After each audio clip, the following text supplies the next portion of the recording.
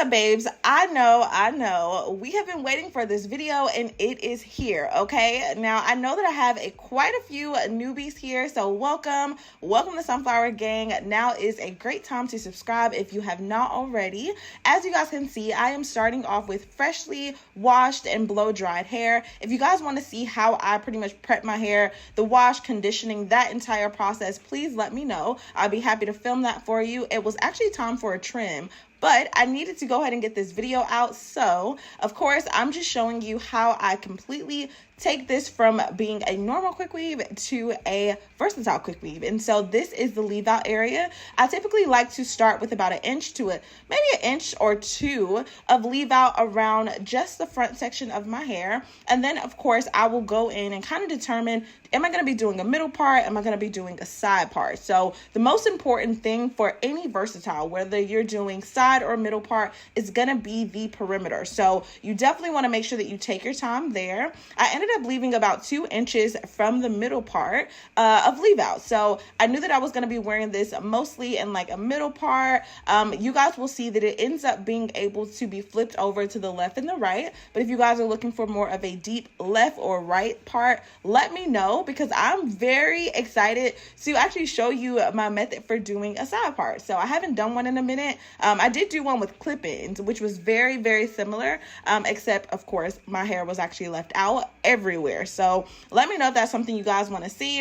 And then, of course, just to match up everything to the front, I did go ahead and take everything out of the ponytail, and very precisely, I had to do this like a couple times.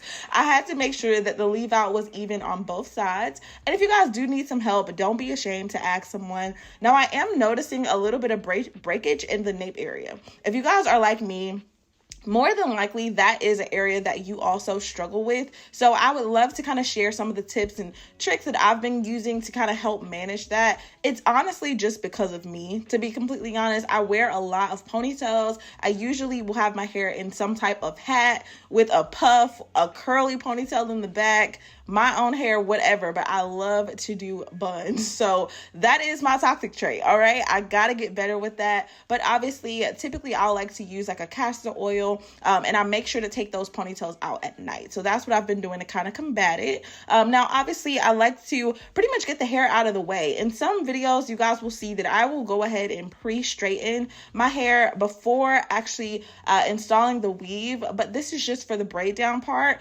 And even in this video, I ended up, completely just leaving the braid in until I got all the weave installed, and then I did go ahead and silk press this out. But for now, we are good.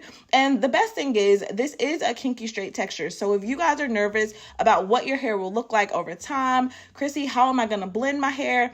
If you do have, I don't even really want to get into the types of hair, but if you do have a kinkier hair, which you guys know what that looks like when you straighten it out, it's not going to be a super high luster. It is still going to look nice and healthy, but you guys know it's not going to be silked out. So tea tree oil is my best friend when it comes to these protective styles. I definitely just recommend using some type of oil, some type of leave-in to kind of assist with what's going on here. But again, if you guys are definitely curious about how are we going to blend this, y'all, you should not have any troubles with a kinky straight. Obviously, get hair that is going to match your texture.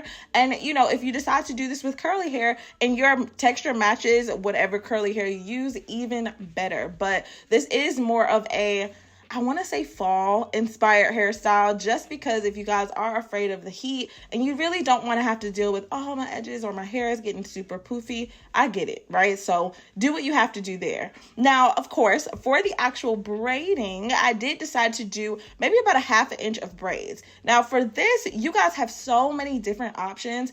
If I could have been able to maneuver my fingers completely throughout this hairstyle, I would have totally just done one snake braid going all around into a circle until it meets in the middle. Typically, that's what I would have done to any of my past clients. But obviously, just because I'm doing this on myself, it does make it a little bit more difficult. And I don't know, I used to be able to braid upside down. I don't know what's happening. My brain was not working that day, so I decided to just go ahead.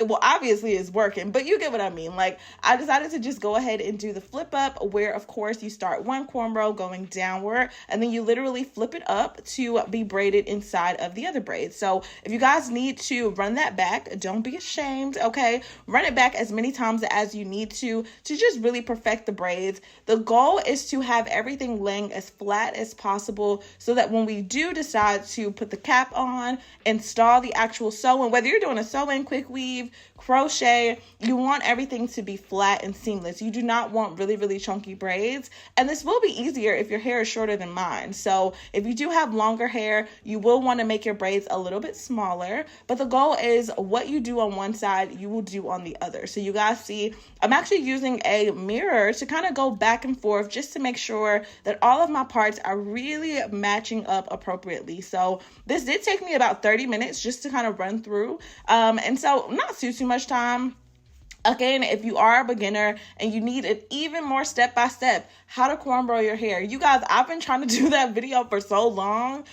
I cannot find the words to explain the way that my fingers are. I am a visual learner. So the videos like this would help me, right? If I can see, all right, she's putting one behind the other, like that works for me. So I apologize. I have to do a better job of trying to figure out how to really just verbalize that for you. But I hope that this really, really helps. You guys can see I'm literally connecting everything that I can. And in some spots you won't be able to, right? When you're doing that back and forth, you will find that some of these braids are just, your hair is either going to be too thick, you don't want it to be too bulky, so that's okay. What we'll end up doing is actually sewing this down in the end. So, you know, if you don't want to use a sewing tool, you don't have to. You could stuff it inside of the wig cap, cut it off when it's done, you're like that type of thing, right? But for me, sewing it down was super easy, and I made sure to place the place everything like in a way that I will remember, okay, I have needle and thread in this area, or I have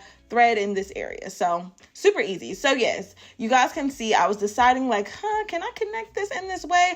It didn't end up working out. So I decided to just continue to braid straight down and slowly connect everything. Now, one thing that I did notice about the way that I braided this, you guys, my hair was super tight.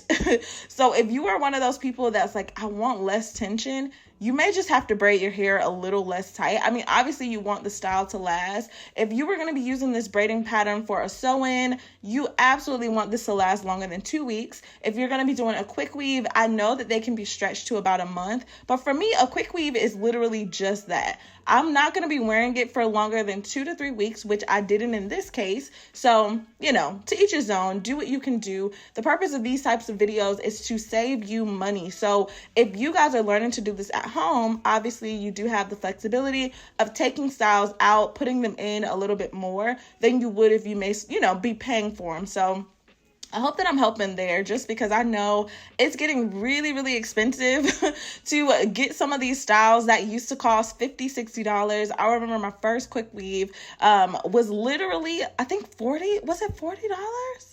I cannot remember, but I do remember her name was Ajane, and she actually did my first quick weave, and it was super cute. So ever since then, I was like, oh no, I have to master this.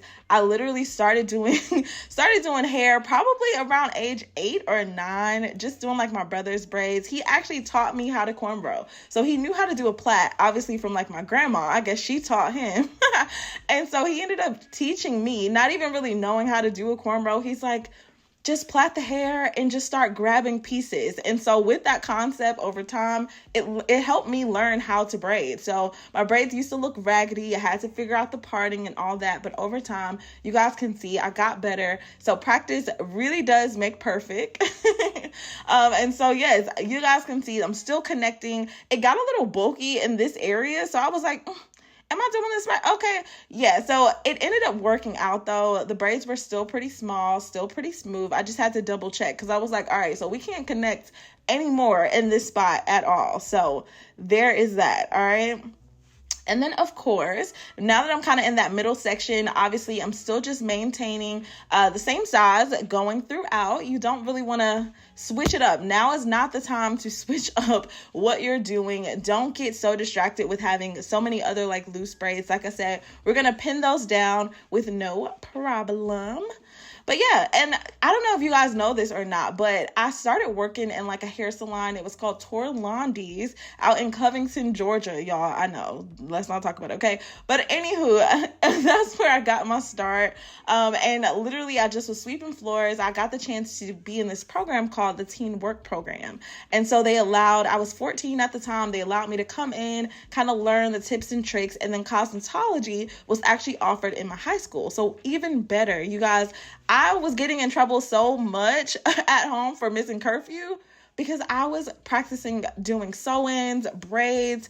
I was doing sew-ins for McDonald's smoothies. Y'all, okay, like literally, that's how I know this was literally meant to be. So YouTube has done so much for me. You guys can see that I'm literally just taking a little needle and thread and threading this. Now, if you guys don't know how to do this, take a bobby pin or just a pin, period. Just those open pins. Stick it in there. I promise you, as long as you sit it comfortably, it will not be a problem. If you don't feel comfortable with that, you guys can see how I'm kind of laying everything down. Literally lay it down, throw the cap on, and then as you start to lay the tracks on top of it, it won't really matter because it's not going anywhere because it is glue. Now, if you're going to be sewing this, then you should know how to pretty much do the sewing process, right? How to thread the needle. If that's something you guys want to learn, I don't typically do sew-ins, but I would be willing to do it for you. So let me know if you guys want to see how to do a sew-in at home. Typically styles like this, I would prefer to do a quick weave or clip-ins just because it's easier. So let me know. And yeah, so like I said, you guys can see I'm literally cutting off the pieces of thread in areas that I will remember. So I brought it to the front. That way, when it was time to, take this out, which I have so many videos showing you how to do that. Literally, you can wash it out. Now, the video, okay, I'm not going to spill the beans. But you can literally wash this out. I ended up washing this out. I said I wasn't going to spill the beans and still spill the beans. I ended up washing this out by mistake. We'll talk about it in another video, but yes, y'all, I'm embarrassed. Anyway, yes, you can either wash it out and you can also use an oil, which you guys will see in my other videos, some type of conditioner just to kind of ease the glue up off of your hair so that there's no damage. But I hope you guys enjoyed this video. Definitely make sure that you stay tuned if you have not already to see the actual install. Without y'all, I would not be able to live the way that I live, do the things that I do. YouTube is really my therapy. It makes me happy. So YouTube has definitely been such a blessing in my life, and I would not be able to do this if it wasn't for y'all. So again, I appreciate you. We're almost at 300K, okay? With this video, I know it's gonna take us there because we got another one coming and another one coming, okay? I can't wait to show you guys what I've been cooking up. Looking good, all that good stuff. Definitely leave any comments or questions down below. Ooh, beautiful. I'm loving it.